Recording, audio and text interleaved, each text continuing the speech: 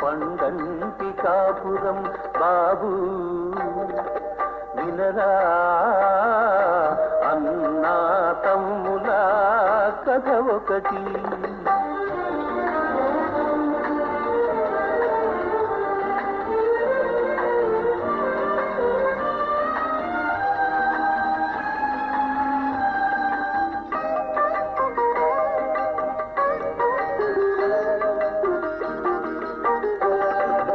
ఒక్క మాటపై ఎప్పుడూ నిలిచారు వారు, ఒక్క బాటపై కలసి నడిచారు వారు.